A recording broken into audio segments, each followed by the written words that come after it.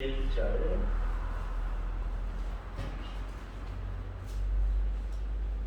신약성경 256페이지입니다. 로마서 12장 1절 신약성경 256페이지 로마서 12장 1절, 2절, 2절 말씀 합독해서 읽겠습니다. 12장 1절, 2절 찾으셨으면 아멘.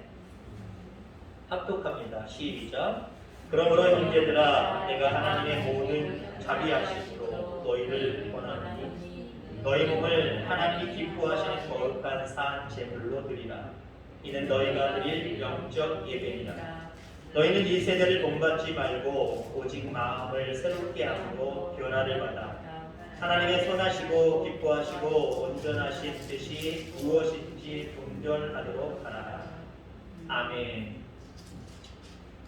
잘 오셨습니다. 제 이름으로 환영하고요. 오늘도 말씀 가운데 큰 예배가 여러분 심령 가운데 내려지는 시간 되기를 간절히 소망합니다. 우리나라 건국 이념이 홍익인간이죠. 널리 인간을, 널리 세상을 이롭게 한다라고 하는 그런 뜻이 있어요. 그 어떤 민족, 어떤 나라 사람들보다 나 아닌 다른 사람을 생각하는 민족이 우리 민족이다라고 생각이 되었습니다. 지금 1년 동안, 1년 이상 코로나 때문에 전 세계가 나라별로 집단 이기적인 그런 모습 가운데 있죠. 방역용품을 독점하려고 또 백신을 독점하려고 또 민주주의 국가이든 아니면 선진국이든 아니면 후진국이든 공산국이든 자기 나라밖에 몰라요. 물론 뭐 우리나라도 그런 모습들 없지 않아 있겠지요. 그러나 우리나라는 그렇게 어려운 중에도 나보다는 다른 나라 사람들을 생각하는 그런 마음들이 많이 있단 말이에요. 자, 거기에 우리 민족성이 그렇습니다만은 우리 그리스도인들은 더 그래야 돼요. 나보다는 하나님이고요. 나보다는 많은 사람들이어야 됩니다. 왜요? 천하보다 귀한 영혼이기 때문에 그래요. 내 영혼이 귀한 만큼 주변에 있는 많은 사람들도 존엄하단 말이에요. 귀하단 말이에요. 업신여길 수 없어요. 함부로 대할 수 없어요. 그래서 우리 기독교인들, 그래서 성경에 때로는 설교자가 성도들에게 많이 하는 말 중에 하나가 뭐냐면 헌신하라 라고 하는 말을 많이 해요. 하나님을 위해서 헌신하라. 교회를 위해서 헌신하라. 이웃을 위해서 헌신하라. 헌신하라고 하는 말씀 참 많이 합니다. 그런데 우리가 뭔가 모르게 우리의 마음속에 가지고 있는 부정적인 생각이 있어요. 헌신하면 내가 손해다라고 하는 생각을 갖는 것 같아요. 물론 다는 아니에요. 하나님을 위해서 헌신하면 내가 손해보는데, 세상에서 내가 굶주려야 되는데, 내가 힘들어야 되는데, 교회를 위해서 내가 헌신하면 내일들을 늦추어야 되는데, 내일들이 잘 안 되는데, 내일에 대한 걱정과 염려 때문에 참 힘들어요. 남을 위해서 헌신하면 그럼 나는 어떻게 해? 그래서 헌신한다라고 하는 모습을 생각할 때 이건 좀 손해보는 것이다. 그래서 주저주저하는 경향들이 참 많이 있다고 하는 거죠. 물속에 빠져가는 사람이 있다고 생각해보세요. 불이 나서 지금 막 살려주세요 하는 사람이 있다고 해보세요. 물론 마음들은 다 구해주고 싶은 마음들이 있지만 진짜 구해주기 위해서 살신성인의 마음을 가지고 뛰쳐 들어가는 사람이 있고 자기만 생각하고 그냥 가만히 있는 사람들이 있어요. 아까 민족성에 대한 이야기를 했습니다만 우리나라 사람들은 다는 아니겠죠. 많은 경우 다른 나라 사람들보다 위험에 처해 있는 사람들을 그냥 보지 않아요. 자기가 다칠지언정 그 속에 뛰쳐들어가요. 근데 어느 나라라고 이야기할 수는 없지만 어디 뉴스나 이런 데 나오는 거 보니까요. 사고 났다고 차에 막 불나고 있는데 구해줄 생각은 안 하고요. 그거 카메라로, 핸드 카메라로 찍고 있고요. 그거 다른 사람이랑 통하면 야 불났어 차에 사람이 타는데 막 죽어가 생중계를 하고 있답니다. 그게 우선이에요? 사람을 살리는 게 우선이잖아요. 그 사람들은 왜 그럴까요? 그렇게 하면 내가 다칠 수 있기 때문에 나를 먼저 생각하는 마음이 있었던 거예요.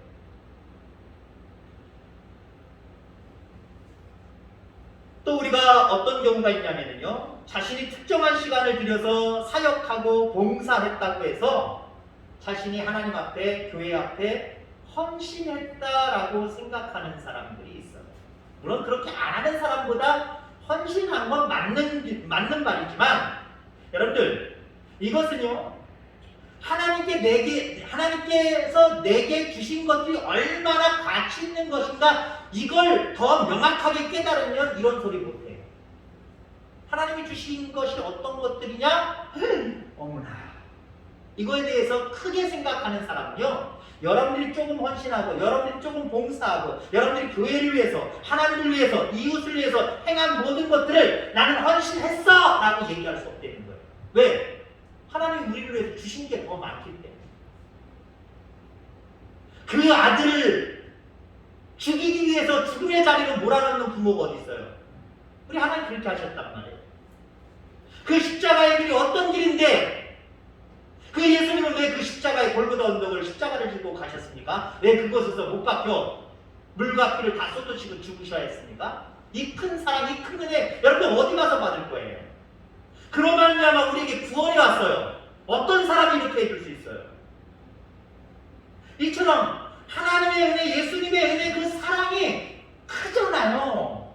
이 큰 사랑, 이 큰 은혜를 우리는 받았기 때문에 이거에 대한 그 가치, 이 주님이 주신, 하나님이 주신 이 은혜에 대한 가치를 크게 느끼면 크게 느낄수록 내가 행하는 헌신은 아무것도 아닌 거예요.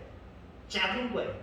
물론 우리끼리는 저 사람은, 저 성도님은, 저 집사님 참 대단해 라고 이야기할 수 있지만, 자기 스스로 나 이 정도면 헌신했어, 나 이 정도면 나 열심히 했어 라고 하나님 앞에 이야기할 수 있는 사람이 한 사람도 없다라고 하는 거죠.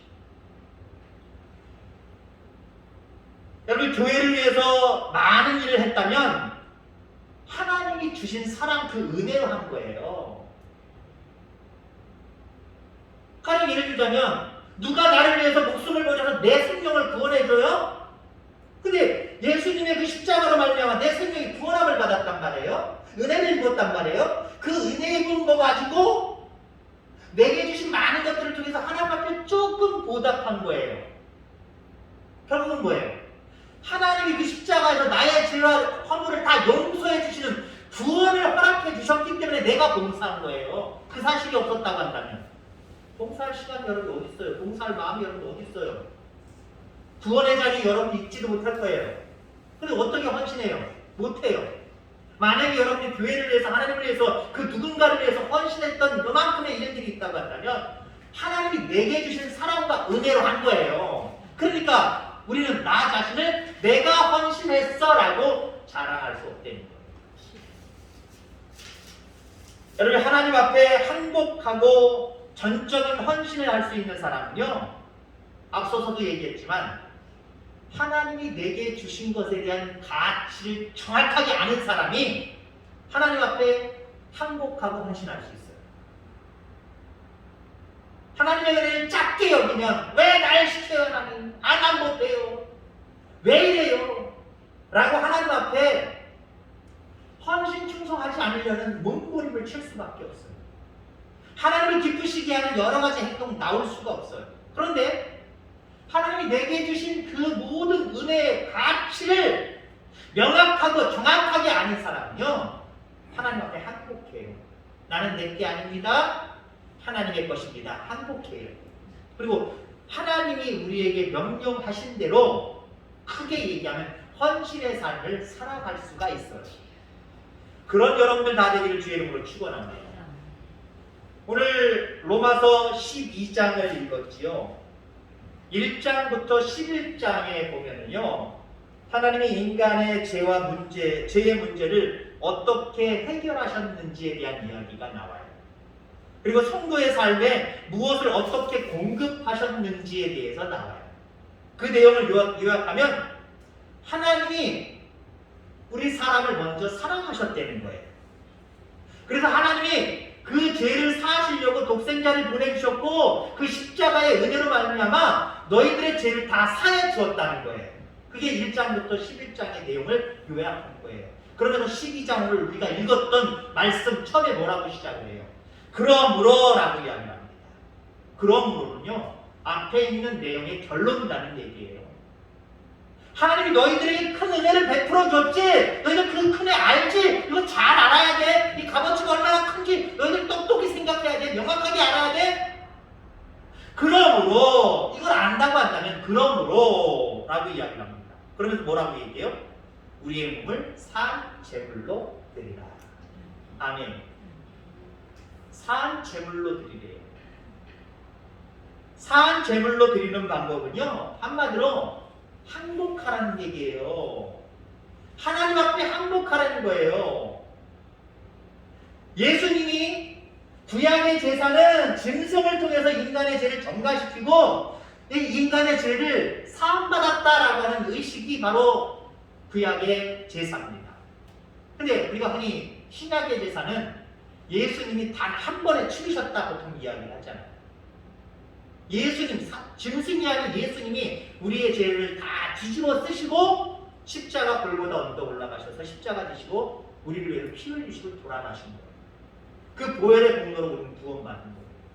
그 보혈의 공로를 계속 의지해서 하나님 존전에 나아가서 기도하고 이걸 인정하는 모든 삶을 우리는 보통 예배라고 이야기하고요. 그 예배자의 삶이 바로 구원받은 자의 삶이에요.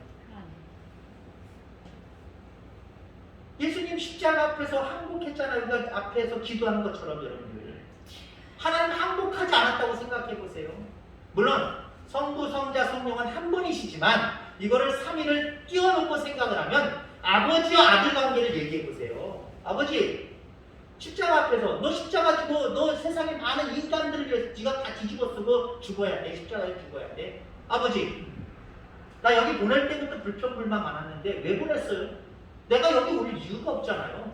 근데 아버지 뜻이라 내가 여기까지는 왔지만 내가 십자가 지고 이 죄를 위해서, 인간의 죄를 위해서 다 뒤집어 쓰고 대신 죽으라고요? 왜요?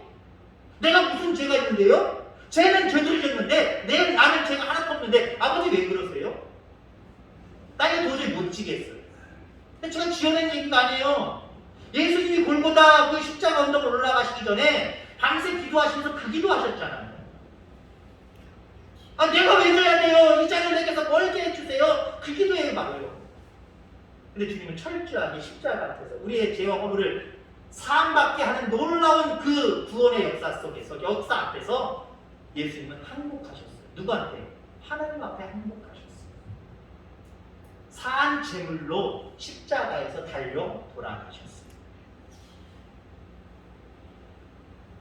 여러분, 십자가 앞에 내가 무장한 것들을 다 내려놓으시길 바랍니다. 이게 여러분들이 예수님이 말씀하신 산 제물로 하나님 앞에 드려지는 모습이에요. 여러분들 하나님 앞에 항복하지 않으면, 말씀 앞에서 항복하지 않으면 산 제물이 될 수가 없어요. 자, 그런데 여러분들, 내가 무장한 것들을 다 내려놓는, 항복하는 거 쉬워요, 어려워요? 어려워요. 부부관계도 마찬가지잖아요. 나는 널 사랑해, 너를 위해서 희생할 각오가 다 되어 있어. 나 당신한테 항복할 거야. 당신 원하는 대로 내가 해줄게. 새빨간 거짓말들이잖아요. 살면서 성격 차이로 헤어진다 보통 이야기죠. 왜 성격 차이라고 해요? 그 말대로 내가 항복하고 내가 당신 뜻만 생각하고 내 뜻은 싹 저버리고 포기해버리면 싸울 일 없는 거예요. 근데 나는 이렇게 하자, 너는 이렇게 하자. 이게 굽혀지지 않으니까, 좁혀지지 않으니까 어떻게 돼요? 분쟁이 돼버리는 거예요. 이 분쟁이 아주 작은 것으로부터 큰 것이 일어나는 거예요. 야, 오늘 점심 먹으러 가자. 중국집, 아니 나는 한식. 어느 한쪽이 항복하면 되잖아요. 눌러서면 되잖아요. 이거 항복 못하니까 어때요? 점심도 못 먹고 싸우는 거예요, 그냥. 그럼 나중에 와서는 뭐 성격 차이가 나느니 아느니, 보통 우리가 흔히 그렇게 이야기를 하잖아요. 어려워요. 항복한다라고 하는 건 참 어려워요. 더군다나 하나님 하나님 앞에 십자가 앞에서 항복한다라고 하는 것은 왜 더 어렵느냐? 사탄이 방해를 놓기 때문에 그렇습니다. 하나님 앞에 항복하지 못하도록 사탄은 계속해서 공격을 해와요. 그리고 하나님의 뜻대로 살지 아니하고 세상을 바라보고 세상 뜻대로 살기를 희망하면서 사탄은 우리에게 그렇게 유혹해와요. 약간 우스갯소리지만은 사탄이 제일 싫어하는 복음성가가 뭔지 아십니까, 여러분들? 이건 억지일 수도 있어요. 근데 말씀에 이해가 되시기 바랍니다. 사탄이 제일 싫어하는, 오늘 말씀 지금 좀 전에 말씀드렸던 이 말씀을 좀 생각하시면서 복음성가를 여러분 아시는 곡이 있어서 생각나신다면 사탄이 제일 싫어하는 복음성가가 뭘까요?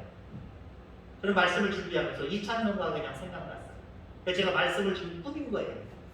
사탄이 제일 싫어하는 찬송은 모든 찬양 다 싫어해요. 근데 제일 싫어하는 찬양이 무엇이냐? 이건 제가 억지 질문을 드리는 거예요. 그러면서 제가 답을 제 스스로 한번 생각을 해봤어요. 제가 아는 복음성가 안에서 주님 뜻대로 살기로 했네.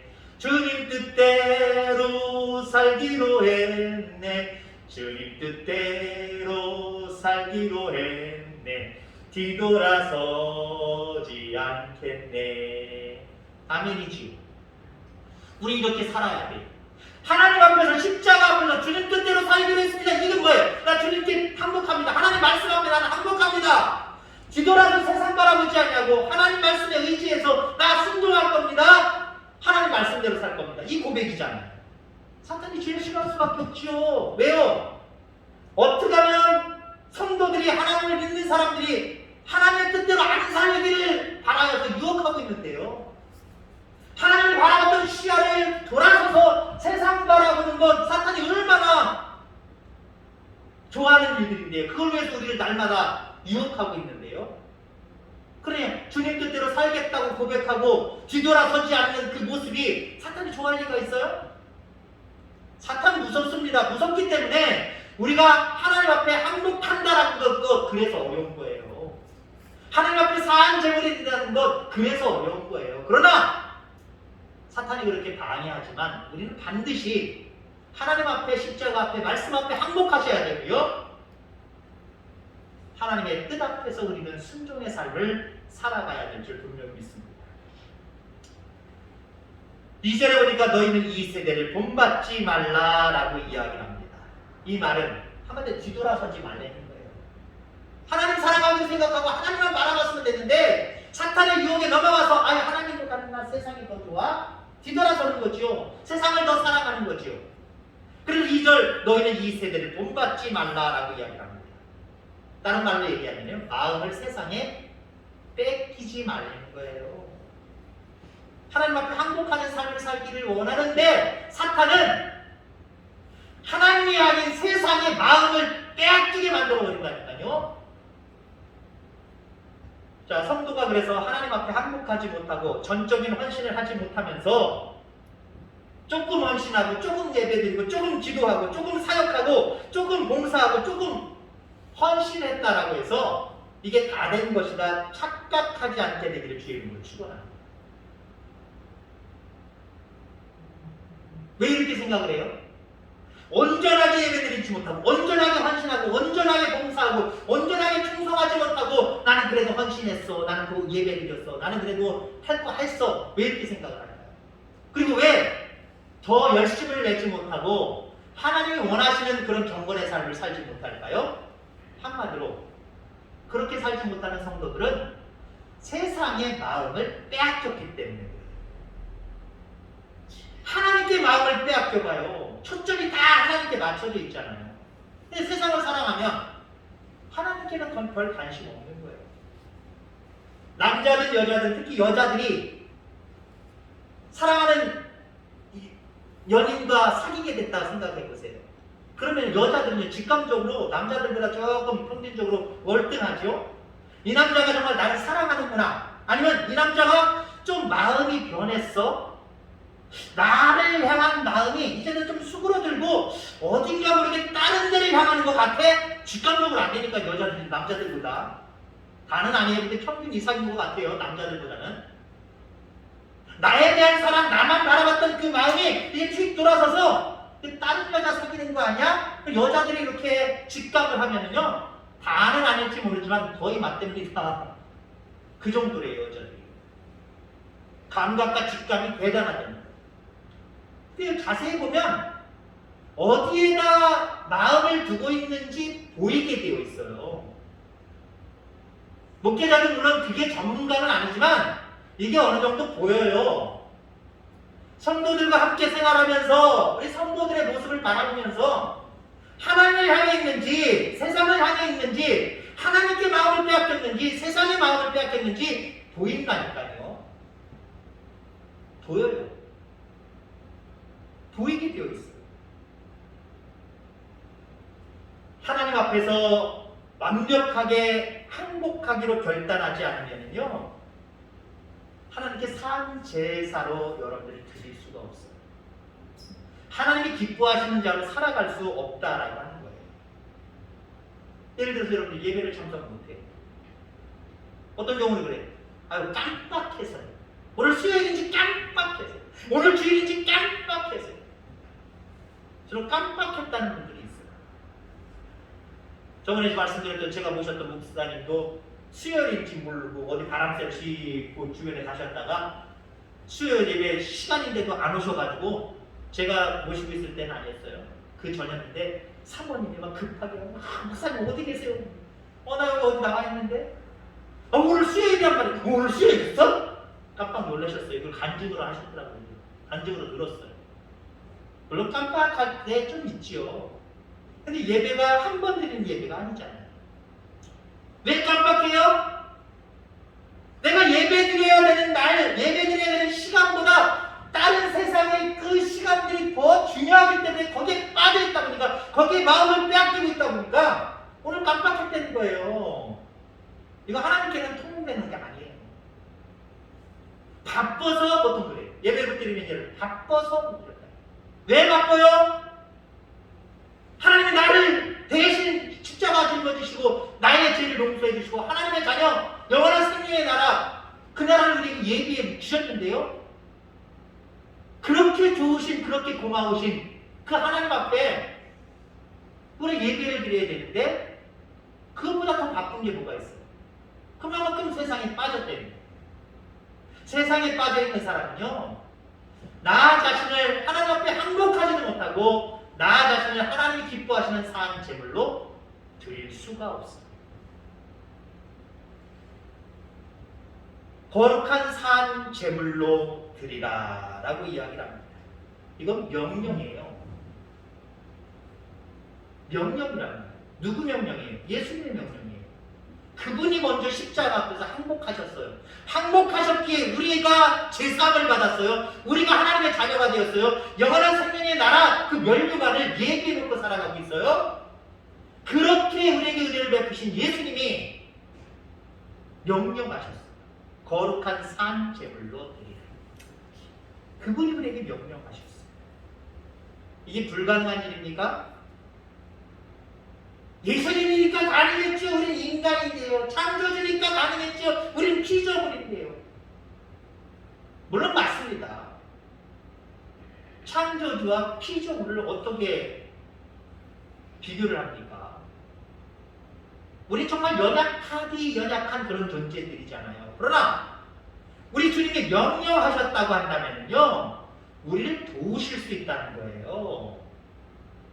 하나님은 어떤 사람을 도와주세요? 세상에 마음 다 뺏기고 안 되니까 하나님 나 좀 도와주세요. 그때서나 손만 슬쩍 잡는 사람, 알았어 내가 도와줄게. 우리 주님 그렇게 하시지 않아요. 우리 하나님 그렇게 하시지 않아요.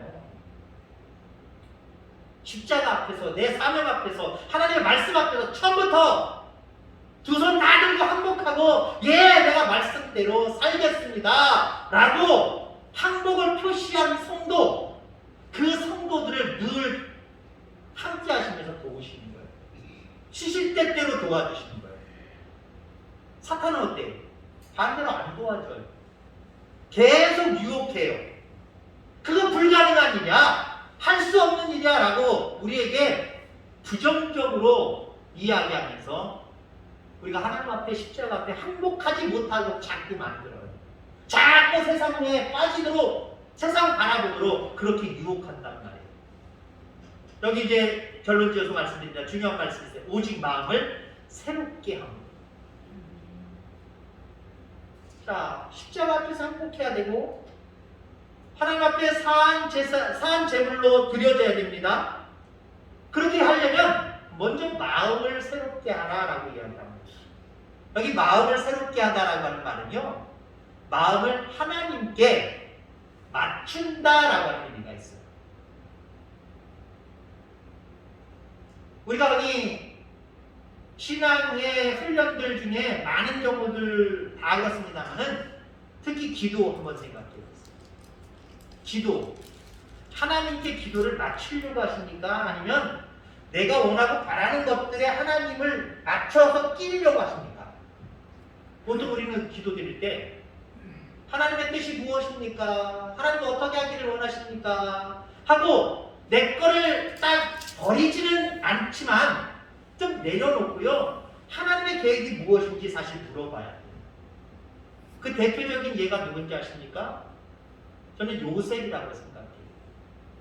그는 분명히 어렸을 때부터 꿈을 가졌잖아요. 높게 되는 잘 나가는 형통한 꿈을 가지고 있었잖아요. 근데 그 꿈을 가지고 있을 때 요셉은 신학이 있었기 때문에 아버지로부터 야곱으로부터 늘 신학 교육을 받았기 때문에 다른 데 기도했을 거예요. 어떻게 기도했을까요? 우리식으로 얘기하면 하나님 나에게 주신 꿈이 있죠. 그러니까 내가 정말 형들보다 부모보다 세상 사람들이 다 저럴 정도로 높은 인물이 되려고 한다면 하나님 나 요즘 날로 얘기하면요, 나 하버드대 입학시켜주세요. 나 서울대 입학시켜주세요. 좋은 끈앞을 댈 수 있는 높은 사람들 자꾸 만나게 해주시고 그 사람들에 의해서 내가 성장하게 해주세요. 물질적으로도 하나님 쑥쑥 물질이 들어오게 해주세요. 이렇게 기도하지 않았을까요? 근데 여러분들 그 꿈을 꾸고 얼마 안 지나서 요셉에게 어떤 일이 벌어져요? 사실 꿈과 전혀 다른 거죠. 우리 이성적인 눈으로 봤을 때 꿈과 완전히 다른 일들로 하나님 인도해 갔어요. 그러면 요셉의 기도가 어떻게 됐을까요? 물론 그 내용들을 보면은 요셉이 뭐 예수님처럼 새벽마다 끌어엎드려서 기도했다 이런 기도의 내용들은 나오지 않아요. 그럼 얼마든지 그의 신앙을 따라서 우리가 짐작하건대 하나님의 뜻이 있으시겠죠. 내가 큰 인물이 되기 위해서는 내가 원하는 그 길이 있지만 하나님 이 그 길로 나를 인도해달라고 나 기도하지 않겠습니다. 벌써 이미 내가 생각하는 그 길이 아닌 나 애국으로 노예로 잡혀왔어요. 그러나 하나님의 계획이 다 있는 줄 믿습니다. 하나님께 맡겨드립니다. 기도가 아닌 것 같은데요. 그게 진짜 기도예요. 근데 하나님의 뜻은 전혀 없고 내 뜻만 내 생각만 하나님 이렇게 되게 해주세요. 이렇게 되게 해주세요. 이렇게 하나님 내 자녀를 위해서 기도합니다. 이렇게 내가 계획이 다 있어요. 내 뜻이 다 있어요. 그리고 하나님이 그렇게만 딱딱딱딱 맞춰주시면 돼. 그거 온전한 기도 아니에요. 십자가 앞에서 마음을 새롭게 하는 기도 아니에요. 마음을 새롭게 한다. 하나님 뜻에 맞추는 거예요. 하나님의 계획에 맞추는 거예요. 하나님의 계획이 뭡니까? 그 계획이 제 계획과 맞다고 한다면 하나님 이대로 인도해 주시고 아니라면 항복합니다. 접습니다. 하나님 뜻대로 인도하여 주옵소서. 이게 진짜 기도예요. 말씀을 정리하고자 합니다. 하나님의 크신 사랑 때문에 내 삶을 산 제물로 드리는 삶은 복된 삶입니다. 그래서 오늘 명령하신 이 말씀들은요, 우리에게 복을 주시려고 말씀하시는 거예요. 다시 한번 오늘 말씀을 읽어드리면, 그러므로 형제들아 내가 하나님의 모든 자비하심으로 너희를 보라니 너희 몸을 하나님이 기뻐하시는 거룩한 산 제물로 드리라라고 이야기합니다. 하나님 앞에 항복하라. 항복은 어떻게 보면 좋지 않은 거잖아요. 부정적인 거잖아요. 하나님 그런 모습으로 우리에게 산 제물로 드리라, 하나님 앞에 항복하라 이런 말씀을 하셨을까요? 우리를 축복하시려고. 왜요? 하나님 앞에 항복하는 자만이 하나님이 편들어 주시고 하나님이 인도하시고 하나님이 역사해 주시기 때문에 하나님 앞에 늘 항복하며 살아가는 저와 여러분들 다 되기를 주의 이름으로 축원합니다. 기도하겠습니다. 하나님 아버지 감사합니다.